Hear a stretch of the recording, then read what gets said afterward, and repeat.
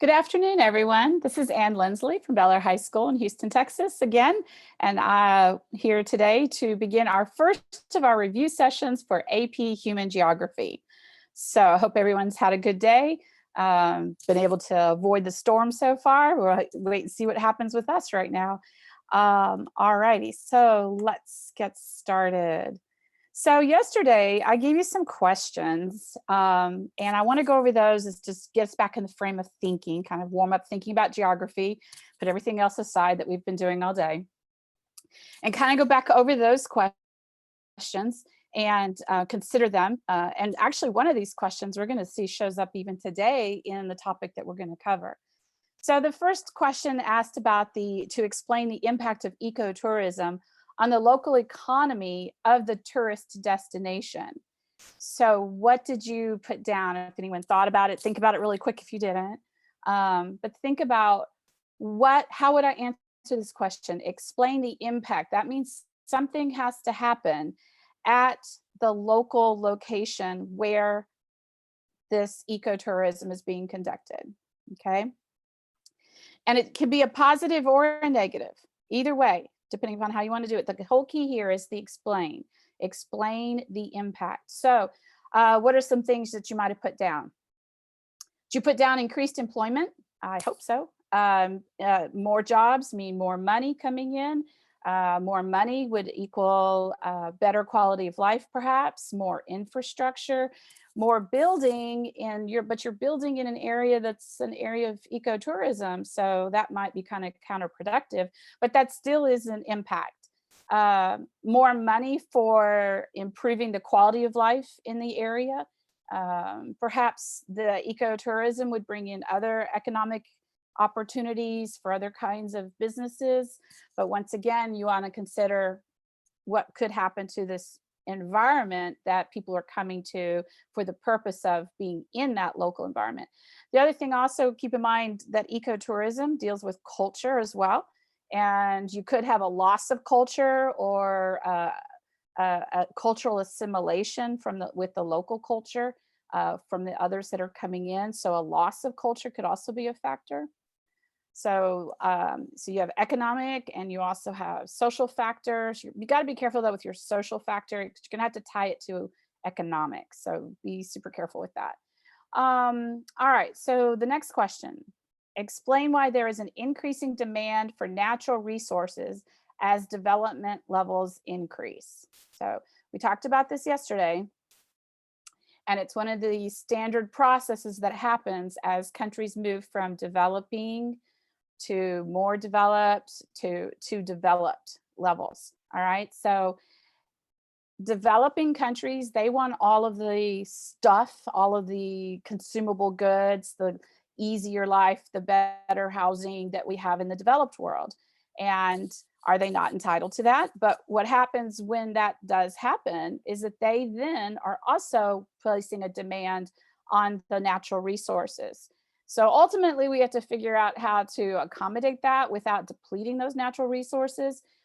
But the question's asking us, why is there an increasing demand for those natural resources? Because they are wanting to enter the consumer world and have a better quality of life, have the toys and the stuff that you have in your homes.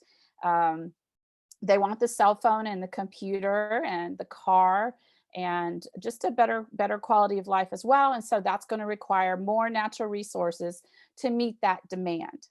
Okay. So the next question asks explain how increasing microloans changes the development at the local scale. So I actually explained that yesterday, just kind of see if you were listening. Hopefully you realize that these microloans were originally intended for the female head of household so that she could make and sell something from the house.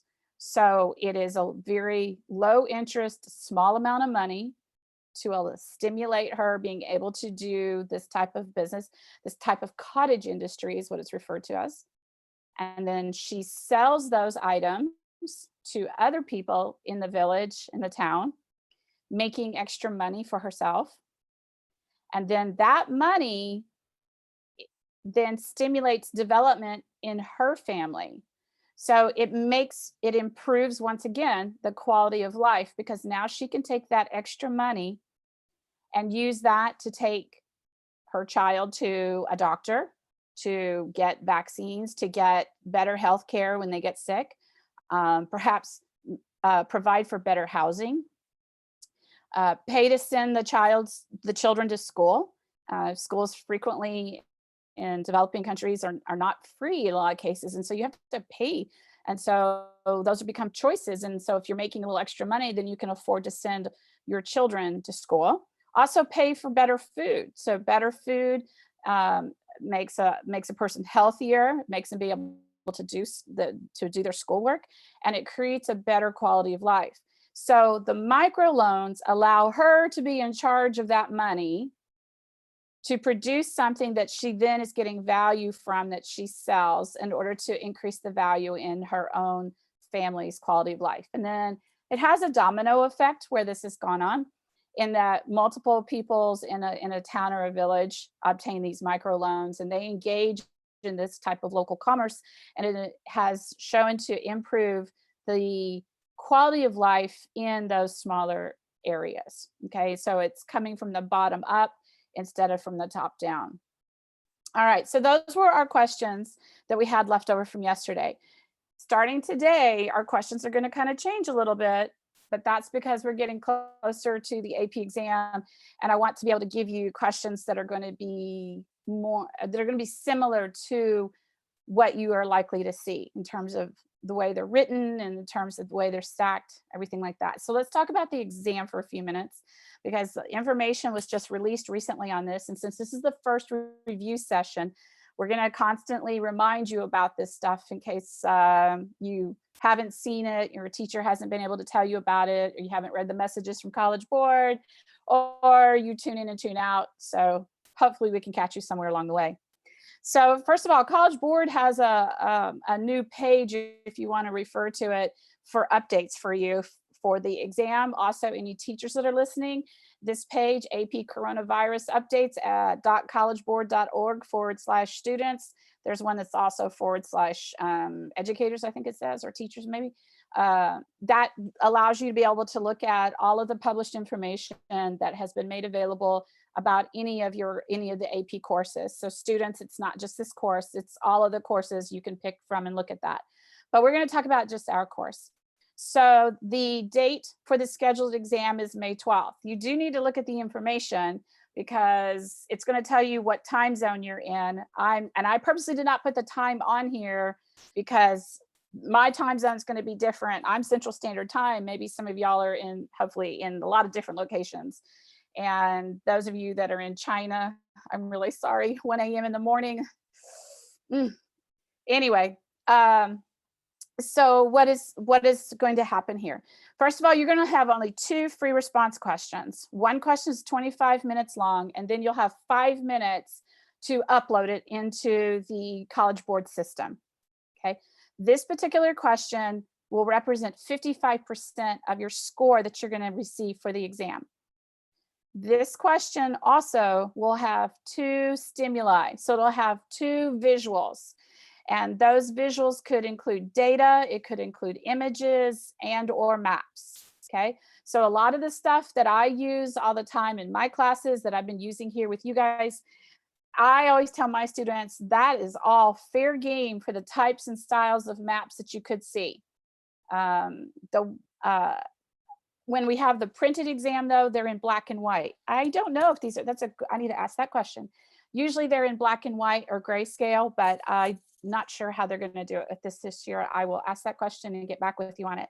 But you will have 2 pieces of information that you're going to be asked to answer this set of questions with. And so you're going to want to be able to refer to those pieces of information.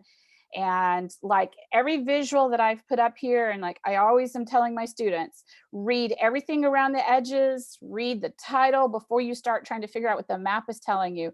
And we have to start working on that, because that is also one of the skills that is part of this course. We'll talk about that. The second question you're going to have is going to be, you're going to have 15 minutes to write this, and then you'll have another 5 minutes to upload it. Okay. That means you have to focus. This particular question will represent 45% of your overall score, and it'll have one piece of stimulus, one piece of data or an image or a map, as opposed to two. It also will only cover units 1 through 5. Now, before you start rejoicing, because you didn't have to do 6 and 7, remember, we covered 6 and 7. So if you're just now joining us today, you might want to go back into the file library and look at the videos that Miss Brandt and I did for unit 6 and 7. There is a reason. The word economics, as our geography manager told me last night, is in our curriculum guide 36 times. And that's not just in the development section. It is all over the place. And I'm going to show you some of that today. So it was real important to go through that development in that urban section, because as we pointed out all the time, it permeates through all of this course. So units 1 through 5 will be the focus of the question, but it pulls in economic or application to urban areas as well. All right. So what happens May 12th? You have a conflict. It's not going to work. The makeup date is June 1st. This is the late exam. I love the late exams. So my friends that are out there watching, I know you're all laughing right now, because I love the late exams, because that's where I like to be during the reading, is dealing with the late exams. There is no difference in the difficultiness of the late exam. The only difference is that it's 2 weeks later. That's the big difference. And if you're like some of my kids who will have 8, 9 AP exams and some other exams on top of it, by the time you get toward the end of all of this, you have test fatigue. And that's what makes it more difficult, not the exam itself. It is that you're tired of taking tests. So if that doesn't apply to you, but you can't do this on May 12th, you need to talk to your AP coordinator at your school, contact them. And if you can't contact them, contact College Board, and you'll need to take the makeup test on June 1st. Keep in mind, all of your exams will be done on your electronic device. So that's your cell phone, your laptop, your desktop, your iPad, whatever you're using to connect in. Now, I wouldn't personally want to type these on my cell phone. So you also have the option to write these answers out. And if you write these answers out, then all you're going to do is you're going to take a photo of it, and then you're going to upload it to the system under the directions that will be provided for us when we get closer to that time period. So just because you don't have a computer doesn't mean you can't take this exam. You have a cell phone, you're going to take a picture of it, and then you're going to upload that. If you don't like typing, one of my girls called me the other day. She says, I just don't want to type. Can I handwrite them? I said, of course you can. We just have to follow these directions. So don't say I can't do this. That doesn't work. College Board has found all the answers out for you. And if they haven't yet, they will figure out a way to solve it for you. All right. So both of our questions are going to present you with authentic geographic situation or scenario, and then you are going to assess it, describing, explain it, or applying geographic concepts, processes, or models as you analyze the geographic patterns and relationships, okay? And look at those outcomes. So these are the instructions for both of our questions. Keep in mind this: describe, explain, analyze, apply. Notice there's no identification or define. There won't be, okay? So please keep that in mind. All right, so why don't we go on ahead, because we've got this whole topic of these big ideas to talk about today. All right, so the way this course is laid out, there's 3 areas that it's laid out with. That's mostly your teachers deal with this. We have what's called these big ideas, and then we have these skills, and then we have overarching themes that we kind of like, all of a sudden an epiphany happens in April, and our students figure out, oh yeah, we've talked about gender every single unit. We've talked about globalization every single unit. We've talked about diffusion every single unit, okay? And development every single unit. So I call those overarching themes. Those are ideas that have gone, or let's not use the word ideas. Those are themes that run through this entire course and kind of bring things together, okay? And but above that, we have the skills. And the skills are the way that we process and acquire geographic knowledge. How are we processing geographic knowledge that we are being asked to acquire? Okay, so are we analyzing it? Are we using sources to figure it out? Are we looking at spatial dimensions? Are we looking at data? Are we looking at concepts? So the skills are asking us how we are processing or guiding us through how we process and acquire geographic knowledge. And after we go through this set of review, we will actually be going through skill review as well as it applies across the topics. Okay, so then the big ideas. The big ideas is the way that we are categorizing geographic information. So we have all of these topics that we cover in class all year long that you know, some teachers have to write them up on the board, others have to put them in lesson plans, but they're what guide us through what it is that we have to teach. So the big ideas are ways of categorizing all of that, okay? And so what we are going to do with some of this in terms of the review is that we are breaking things down by these big ideas, this categorization of information, because you've already walked through each of these topics. So now we're going to pull it into this other level, okay? And this way of categorizing it. So this first way of categorizing it that we're looking at is Big Ideas 1, and this is Patterns and Spatial Organization. Now, Patterns and Spatial Organization, as applied in Unit 2, which is population, asks that we understand where and how people live is essential to understanding global cultural, political, and economic patterns. Patterns are key here. Understanding global is looking at different levels of scale, but also understanding what is there and how people have adapted or worked with a particular place creates those patterns. Okay, so that's where we're starting with in Unit 2 with population.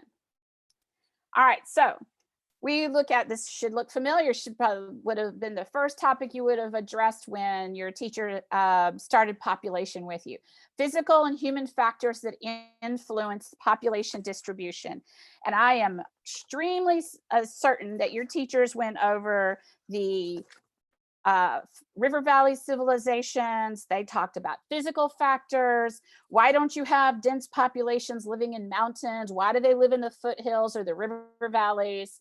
And then we also have human factors. So in putting this together for you last night, I thought, well, we need to link this back.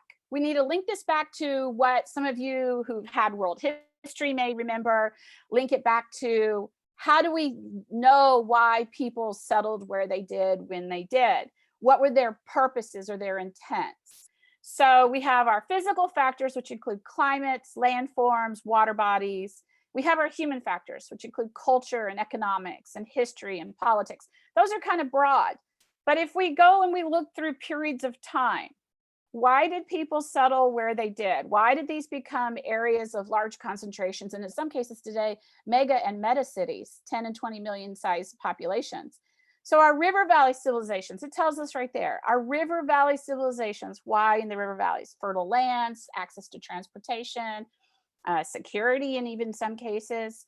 So if we think about our river valley civilizations, the Wanghe, the Ganges, Brahmaputra, the Nile, Mesopotamia between the Tigris Euphrates rivers.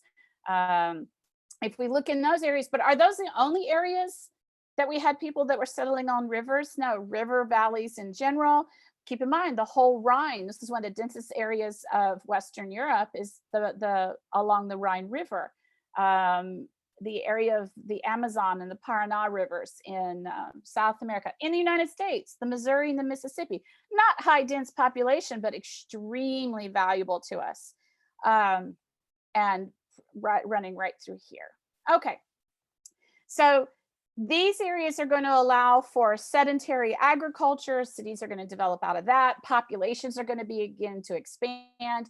You had the formation of city states, all the development of government, unit 4, the different types of settlements, which is going to be part of that urban rural land usage section. Then we had economic and historical periods of time of colonialism and imperialism, which was designed to acquire natural resources and control those natural resources. So we're going to have places that will develop with large population centers from there. And then we developed what I talked about the other day, this core periphery relationship, where the peripheral areas of some places become extremely dense in population because of their trade relation with other core countries. The idea of globalization is going to pull populations to places where those populations continue to grow and grow and grow. And we call those cities because that was all part of Unit 6. So cities are intricately related to the growth of populations. And part of that has to do with density that we're going to get to as well. So I just highlighted a couple of areas here of where we have large population areas and some of the reasons for those areas to continue to have grown over the last 4,000 or 5,000 years. All right, so moving on. One thing we want to keep in mind are the areas that are sparsely populated. Why are these areas not heavily populated at all? So you can divide these up into your dry areas, your wet areas, too dry, too wet, too cold. And so your too dry of areas, your Sahara, Sahel region, these are areas that they're so dry that you cannot sufficiently water crops without a large amount of irrigation. Your wet areas, too much precipitation, and so that changes what you could raise there. It causes soils to not be very nutrient rich. It limits agriculture because of the type of vegetation that is there and the amounts of precipitation that they receive. Your cold areas have challenges for growing food as well.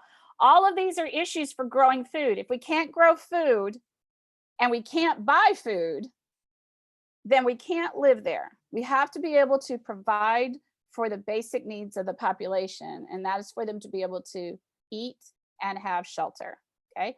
So in these cold areas, very few people live at these elevations, not only because it is of the climate, but it's mostly because of the lack of cultivated agriculture. So most of these are populations that are nomadic herding, like the Laplanders with the reindeer, the folks in Greenland who hunt seals. Today, a lot of those places will have hot houses where they can raise vegetables, but for the most part, these are areas they're not inhabitable because they're limited with their ability to provide food sources. Okay, hopefully that's a review. So I was just looking today, anytime you talk about population, you gotta get the population numbers in here. This is not something to memorize. You should know the world's population. At 10:45 this morning, Central Standard Time, this was the world's population. At that very time, I took the screenshot. It was interesting because at 4 o'clock this morning, this number of deaths was only at 4,000. So between 6 hours, we had almost 67,000 people die in the world. That was kind of ominous. But we also had 171,000 births. I think at 4 a.m. in the morning. I know you're asking why I was up at 4 a.m., but I was doing this for you. There were about 8,000 births this morning at about 4 a.m.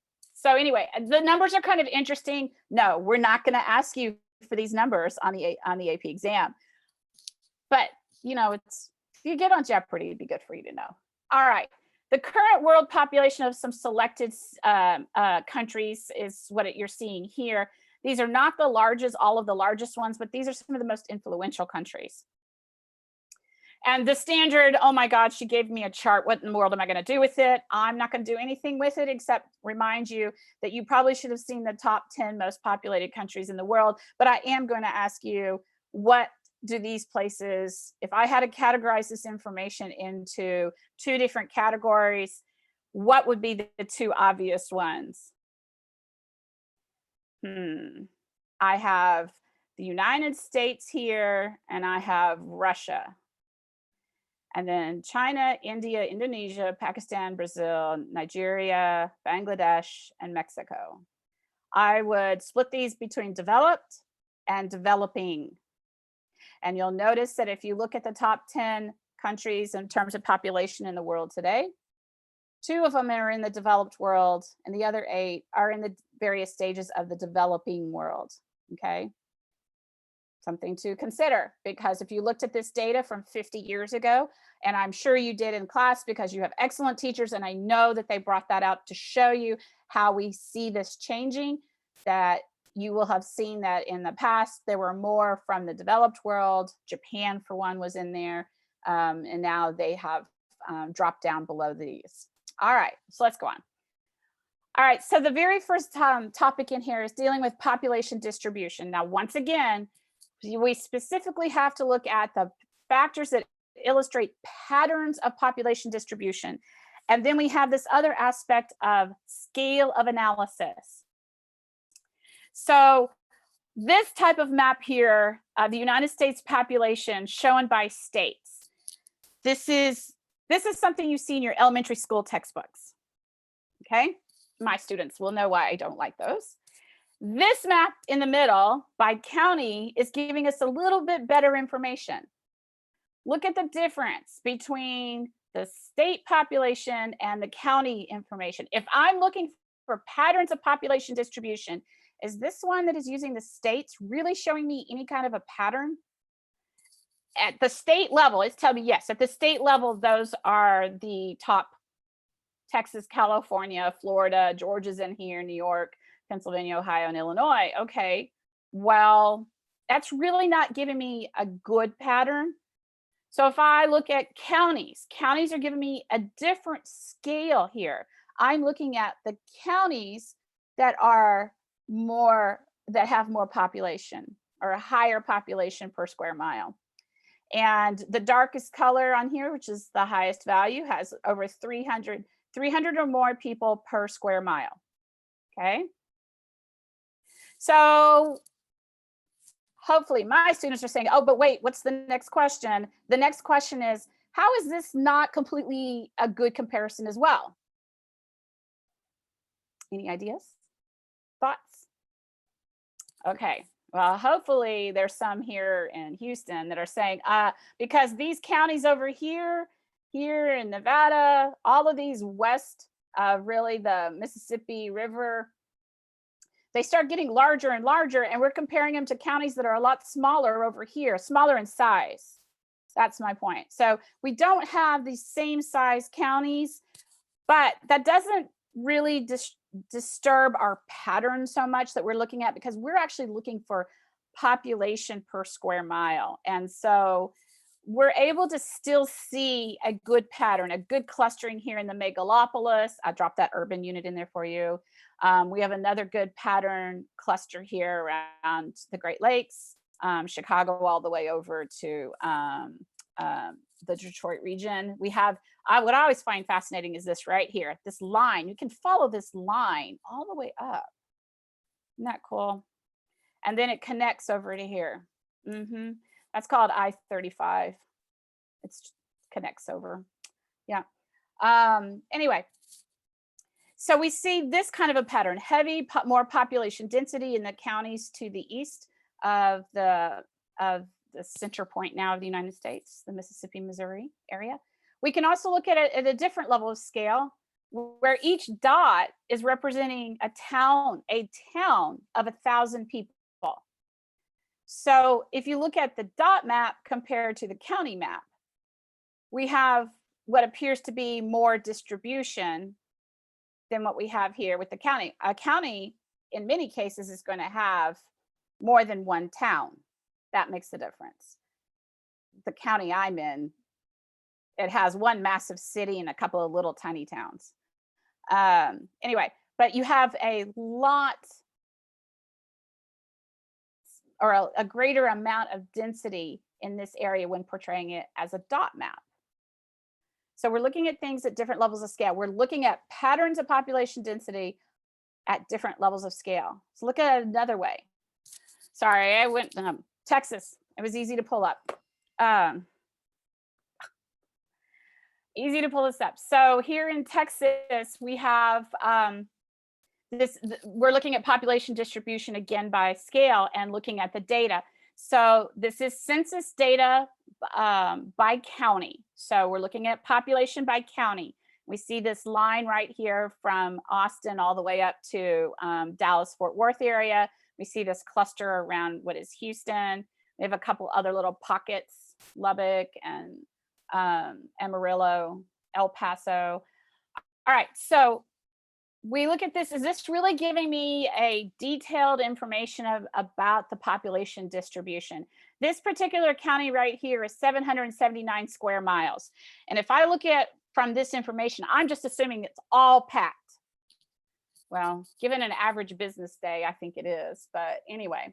So if I look at this, what is this county? Well, here is this county. And now I'm looking at the population in a different way. I'm looking at the number of people per household and how that is distributed. So this dark blue is one person per household. Well, that's not too bad. And then I'm looking at the pink or salmon colored, and that's 3 people per household. And that's over in this area, a little bit down here. So this is giving me a different perspective here. I could easily say, well, all of this population in here are single family dwellings or single residential areas. Okay, because they could be apartments or houses. Well, I also know that this is the downtown area, and there are a lot of condominiums and apartment areas here. And so there's a disproportionate amount of people who claim they're the only person in that household. So we're looking at, in this particular data, at block groups. So we're smaller than census tracts. Now we're looking at a smaller element, a smaller size of data. Well, if I want to go down even smaller, I want to see the implication of where people, how many people we have in an area. I want to look at specific data to get me a different kind of conclusion, because I can see there's populations there. Now I need to get to a different kind of information. This is an economic pattern. So this is showing me not only where population is, but it's now correlating it to income levels, where I can then safely say the highest income levels are in the purple, which are on the outskirts of the central area of the city, plus this band in the central area. This is the highest incomes. The lowest incomes on the east side, which is also the heavy industrial section. But if I was looking for this kind of finessing of the data, if I put this on a map like the one of the counties, I wouldn't get these 5 divisions. And it wouldn't mean anything to me because there are 4.2 million people in this county alone. There's 2.1 in Houston. I think it's 4.2 in the whole county. So in this whole county, if there's 4 million people here and we're coloring that whole county one color, it gives us the false information about really the way that data is distributed and the way that population pattern actually is reflected. Okay, I hope all that made sense.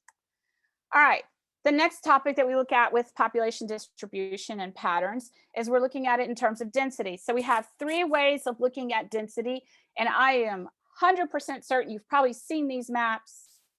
I am also certain your teacher probably drilled you on these, but let's just go back over this for review. So arithmetic density. Arithmetic density is giving us the density of the people per total amount of land area. Okay, so the complete total amount. So I had it calculated for the world. Okay, and for the whole world, it's 38 people per square mile.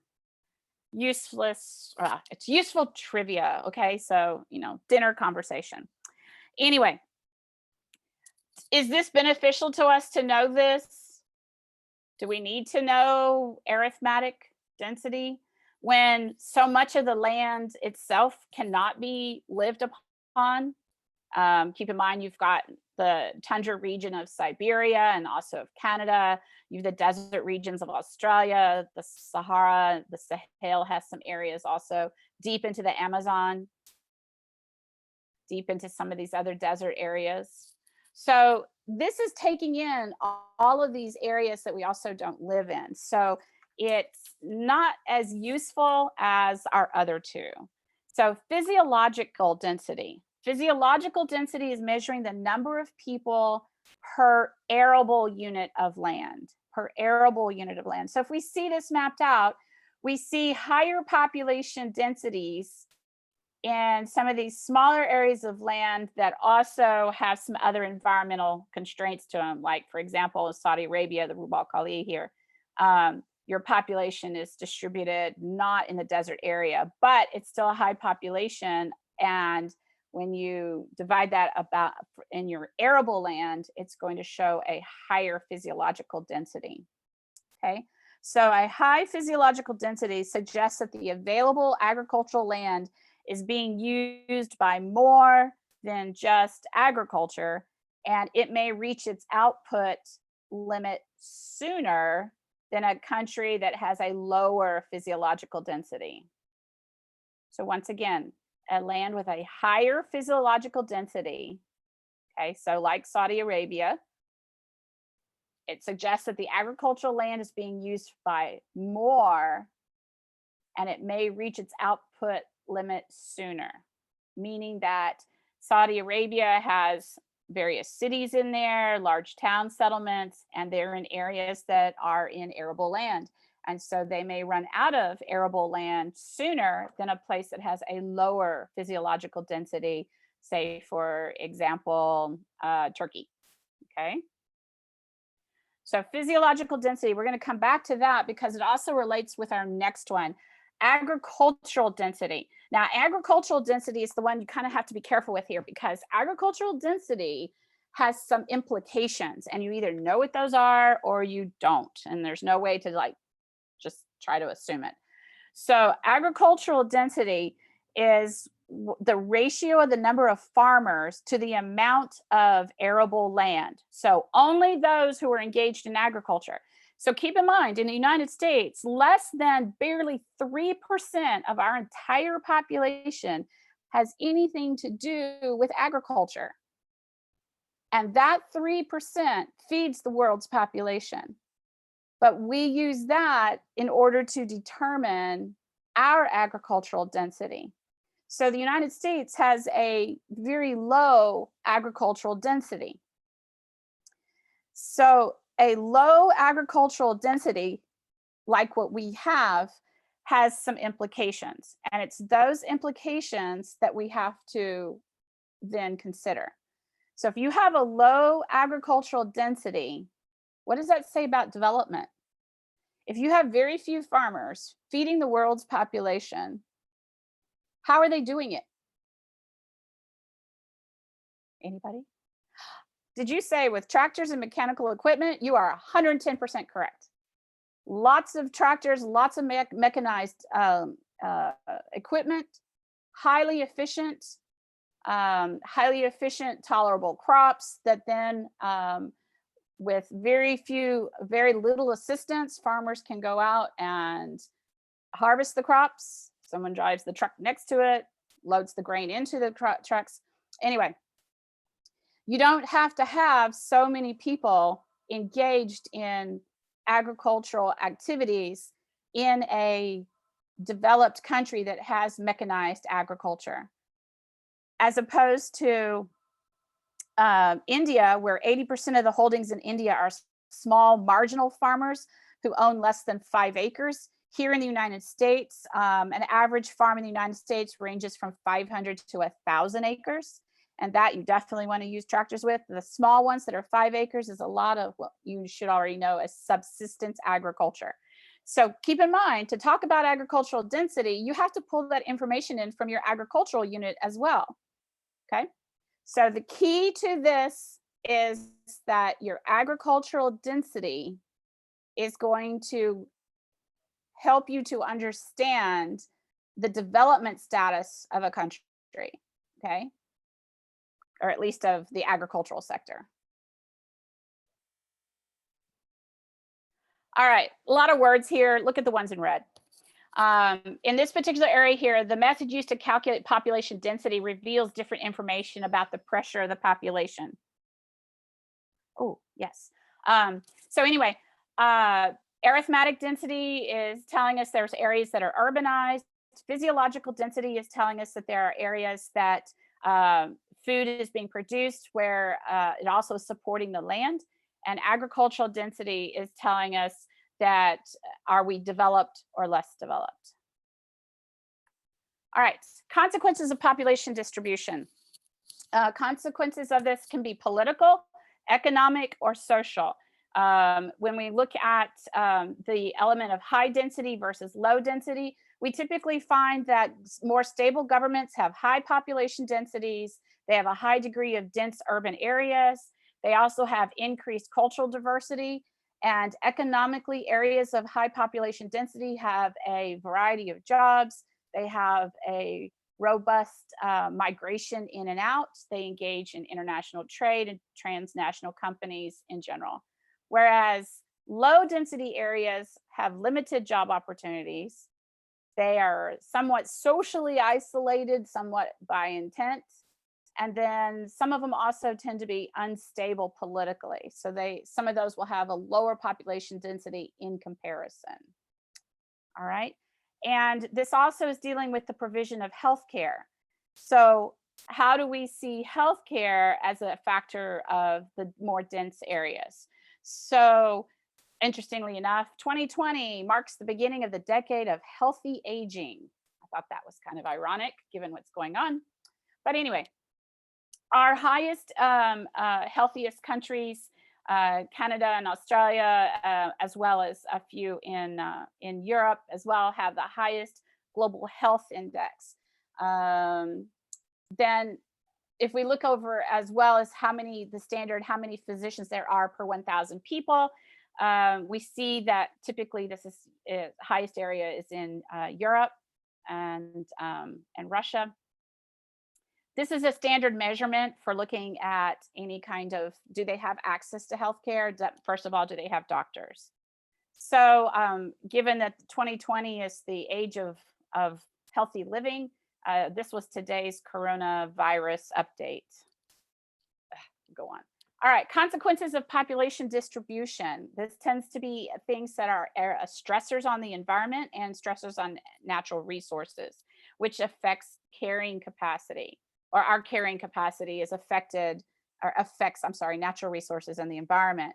So more than 140 million people are breathing air that it's 10 times over the safe limit in Asia, particularly in India and in China. This is a factor of carrying capacity, mechanization, and physical geography, particularly here at the Himalayas. In the United States, we also see that a large portion of the United States in the central area of our agricultural belt is also heavily affected by particulate matters that exceed acceptable levels. Part of this is also not just manufacturing, but also agricultural measurements at certain times of the year with ozone pollution. This is geography and manufacturing as well in the California area, also in the Houston area. But these all begin to limit the ability of our resources and our environment to allow populations to live there. I felt this was an interesting one, also dealing with fresh water, stresses on fresh water in a 30-year period of time. Where did we have this in 1995 versus where do we have increased stresses today? And this is in our major agricultural areas of the United States and also in China, that we see increased population, which is, are we exceeding our carrying capacity of the environment or not, might be a possibility in some locations. All right, population composition, patterns and age structure based upon population pyramids. So I trust that you've already gone over your population pyramids and you nailed it in class, but some things to kind of point out. When we look at a population pyramid, and this is the world in 2015, when we look at this, we look at our top 65 and over group, and then this is how we map it out. So we're looking at the data and now we're mapping it out And we can look at it at different levels of scale, but I put it on the global scale here. So how do we see this narrowing of this population pyramid for the world? How do we see that mapped out? When we see it mapped out, then we can see exactly the countries that we've been hearing about in the news lately that have some of the stresses caused or from their older population. This one is on population growth. So if we're looking at population growth, we're looking at birth rates minus death rates, and migration comes into play there if you want to calculate that. But this is not, this is just birth rates minus death rates times 100 to get the population percentage. But the point is here, we're looking at this bottom growth. And so if you have more than two measurements where you could have the same 4.4, this is 4.2, but if this was 4.4 to 4.4, then this would be considered growth. So we have to see what this next group is going to be, but this is a slow growth population pyramid, okay? And where do we see this growth? Well, we see this growth in the areas that are darker pink: Sub-Saharan Africa, Central Asia, a couple of areas in South America. But where do we not have the growth? Look at Eastern Europe.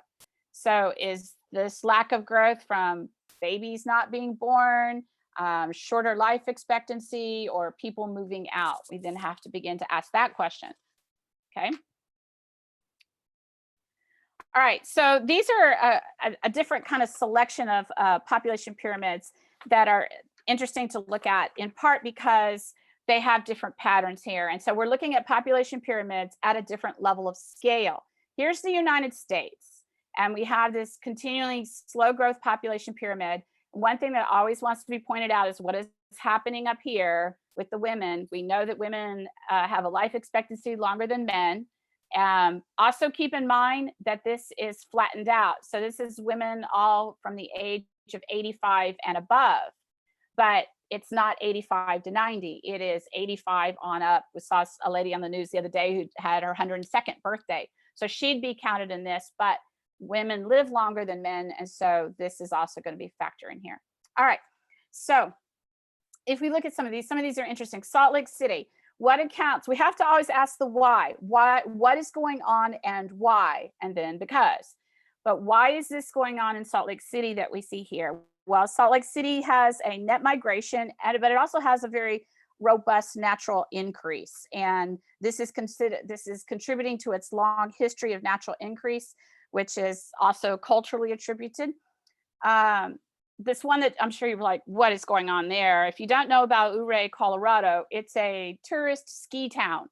And so what happens here is that there are some younger children, but not too many. It's very expensive here. So you have some folks that have retired here, and that accounts for your large upper group, but you're missing this group in here because this is a tourist town.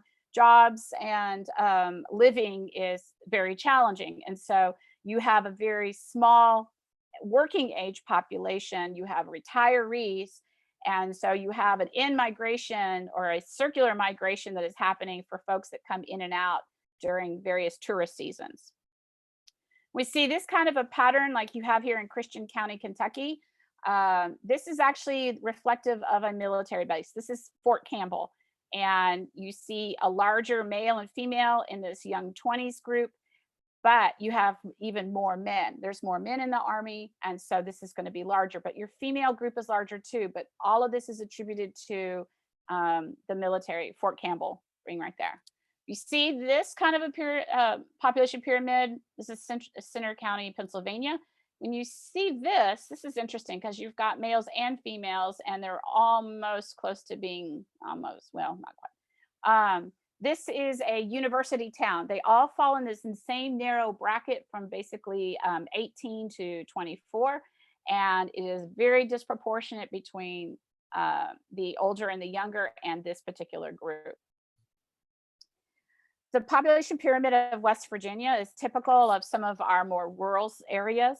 You have a migration of people out of your rural areas into other states for job opportunities and also for education.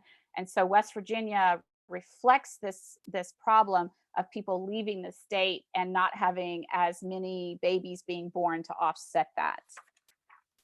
Okay, so trying to get through these. All right.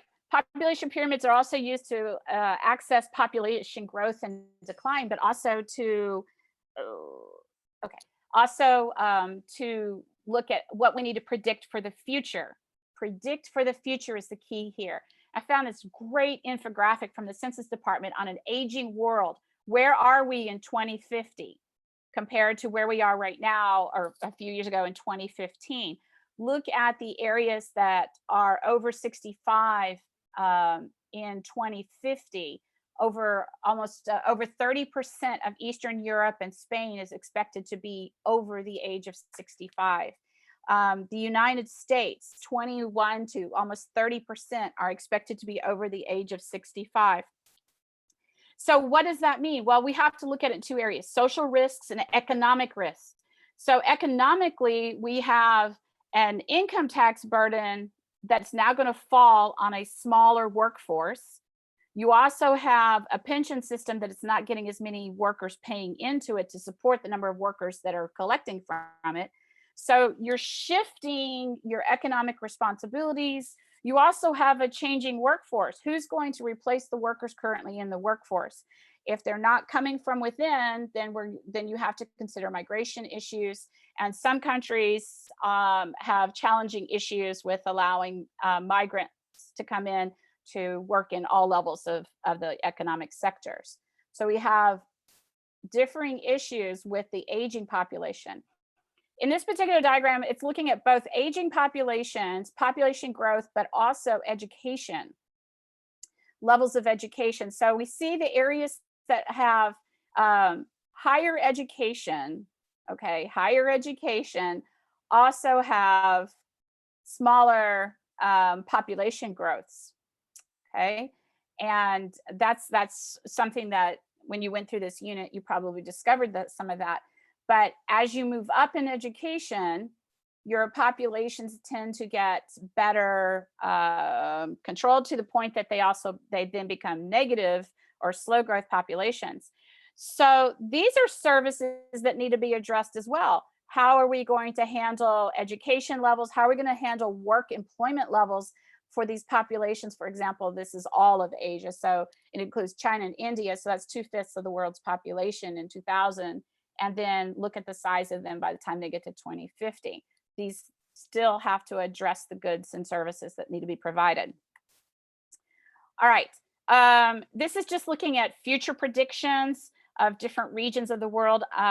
This is the world itself. This is Eastern Europe. Notice Eastern Europe is falling into a negative growth pyramid. This is South America, which is slow growth at best.